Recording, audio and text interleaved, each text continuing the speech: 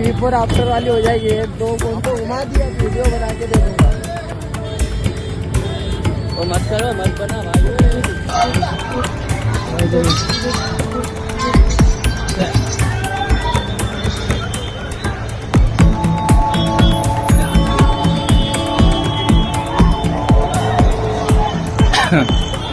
લોકશાહીમાં પ્રજાની સુરક્ષાની જવાબદારી પોલીસની હોય છે। કોઈ પણ શહેરમાં સામાન્ય માણસો ગુંડા અને આવારા તત્વોથી ડરીને જીવતા હોય છે, પરંતુ આ જ આવારા તત્વોને જ્યારે પોલીસની વાનની સાયરન સંભળાય ત્યારે તેમના હાજા ગગડી જતા હોય છે અને બધી હોશિયારી મૂકીને સસલાની જેમ આવા લુખ્ખાઓ લપાઈ જતા હોય છે। પણ અમદાવાદ શહેરમાં છેલ્લા કેટલાક બનાવોને જોતા આ પરિસ્થિતિ વિપરીત જોવા મળી રહી છે। આ બનાવોમાં લુખ્ખાઓ જ પોલીસને છરી બતાવી અને ભગાડી રહ્યા હોય તેવું જોવા મળ્યું છે। નમસ્કાર, આપ જોઈ રહ્યા છો ઓવર રાજકોટ અને હું છું આપની સાથે ORJ દક્ષિણી। અમદાવાદ પોલીસની અત્યારે કામગીરી કેવી છે એ સમજવા માટે તમારે 3 વિડીયો જોવા જરૂરી છે।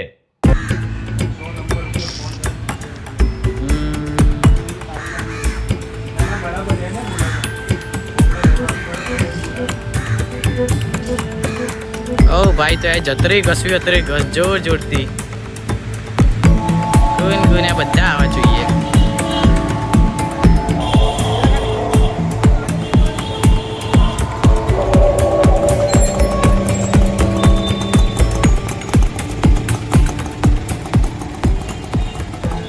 આ પહેલો વિડિયો અમદાવાદના ઘાટલોડિયા વિસ્તારનો છે કે જ્યાં એક પોલીસ અધિકારી રહે છે અને તેની સામે કેટલાક ગુંડાઓનું ટોળું હાથમાં હથિયાર સાથે ખૂબ લાંબા સમય સુધી આતંક મચાવે છે, પરંતુ પોલીસ ત્યાં પહોંચતી નથી।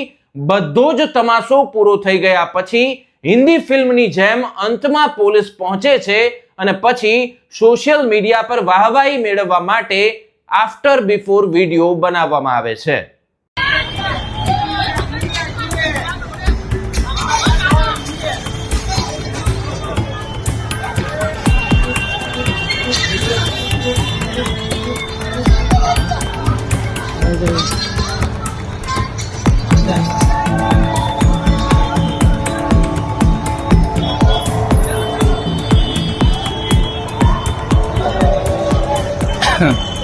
તો આ બીજો વિડિયો કૃષ્ણનગર વિસ્તારનો છે કે જ્યાં લુખ્ખાઓ રાતના સમયે હાથમાં હથિયારો સાથે તોફાન કરી રહ્યા હોય છે, એક કારમાં તોડફોડ કરી રહ્યા હોય છે અને એ જ સમયે ત્યાં પોલીસની પીસીઆર આવે છે અને આ દ્રશ્યો જોઈને ચૂપચાપ ત્યાંથી નીકળી જાય છે। જાણે કે અમદાવાદમાં આવી ઘટનાઓ સામાન્ય બની ગઈ હોય એમ પોલીસ તમાશો જોઈને નીકળી જાય છે। જો કે પાછળથી તે પોલીસ કર્મીઓને સસ્પેન્ડ કરવામાં આવ્યાની વિગતો મળે છે।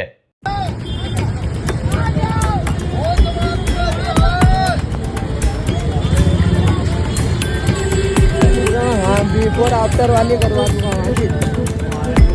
हाँ, बिफोर आफ्टर वाली हो जाएगी। एक दो फोन तो घुमा दिया, वीडियो बना के दे दूंगा। वो मत करो, मत बना भाई।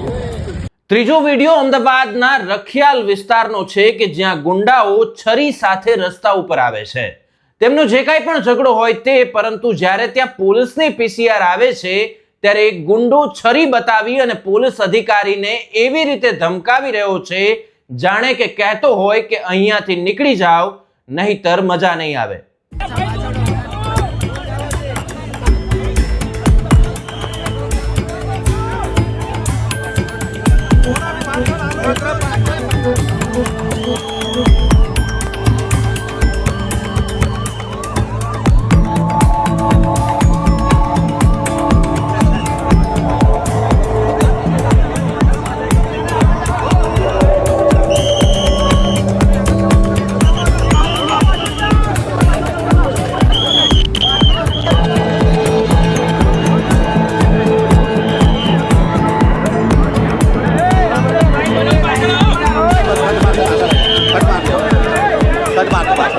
હવે આ ત્રણેય વિડિયો જોઈને આપણે કેવી રીતે કહેવું કે અમદાવાદ સુરક્ષિત છે? પોલીસને છરી બતાવીને ધમકાવતા દ્રશ્યો જોવા મળે ત્યાં સામાન્ય માણસની સુરક્ષા બાબતે ચર્ચા કેવી રીતે કરવી? આ દ્રશ્યો જોતા લાગે કે પહેલી ચર્ચા તો પોલીસની સુરક્ષા બાબતે કરવી પડે એમ છે। ડીજીપી વિકાસ સહાય આજે રાજકોટની મુલાકાતે હતા ત્યારે તેમને પણ આ બાબતે પ્રશ્ન કરતા અમદાવાદની ઘટનાને તેઓએ દુઃખદ ગણાવી છે.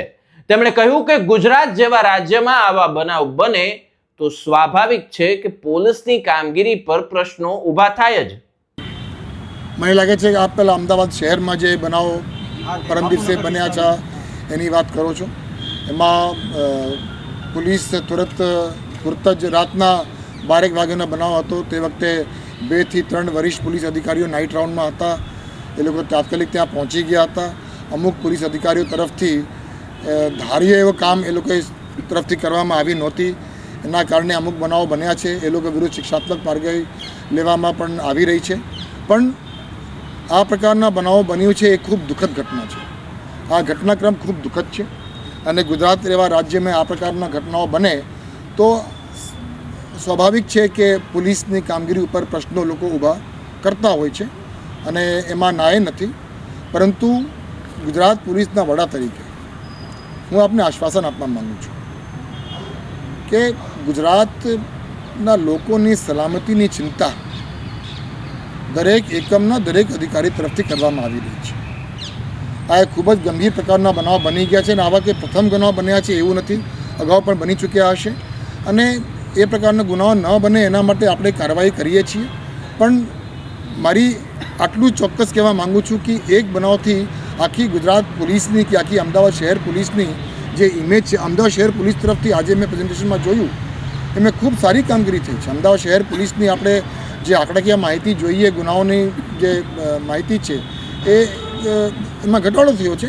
પણ આ પ્રકારના બનાવ બન્યા છે એ ખૂબ દુઃખદ ઘટના છે અને ફરીથી ન બને એના માટે વ્યવસ્થાઓ કરવાની ચોક્કસ.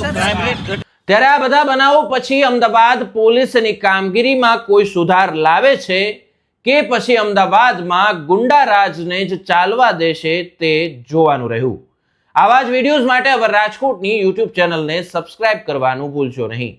નમસ્કાર.